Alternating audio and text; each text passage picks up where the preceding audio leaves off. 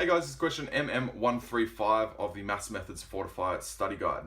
So we've got this graph that we have to sketch, a tan graph. So the graph is f of x equals 3 tan 2x take 4, where x is between 0 and pi. So the first thing to note is this 3 out the front is our dilation factor. But in tan graphs, it's very, very difficult to draw a dilation factor because all we're doing is kind of like stretching it a little bit. So this 3 actually doesn't affect our drawing. So that's fine, we can ignore that for now. The next thing is our period. So in a tan graph, the period is equal to pi over b, where b is the coefficient of x. So our period for this graph is pi over 2, because 2 is our coefficient.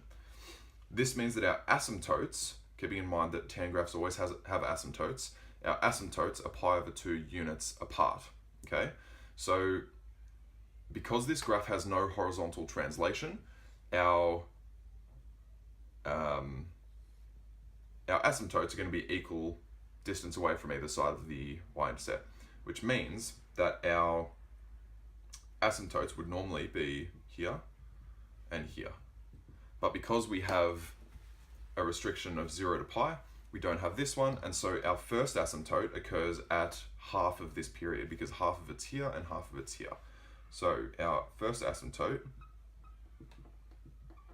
is equal to this divided by 2, which is equal to pi over 4. Now, our total period is pi, which means we're going to have another asymptote in here somewhere. Awesome. Our period is pi over 2, which means our second asymptote occurs at pi on 4 plus pi on 2, which is equal to 3 pi over 4. So this asymptote is x equals pi over 4. Keeping in mind that we need to label these to get full marks. X equals 3 pi over 4. Let me just label this, f of x and x.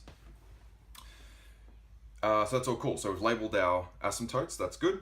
And our domain is from 0 to pi. So we know we're going to have to go from here to here somewhere. We haven't taken into account this -4 vertical translation yet. So normally a tan graph starts at 0, 0 and goes up like this if it's a positive graph. This is still a positive graph, so it's still going to go up to begin with. But because we've got this -4, it's actually going to start at -4 somewhere down here. A tan graph, it's positive, so it's going to come up like this, and it's going to cross the -4 at halfway between here. So it's going to look something like this and like this.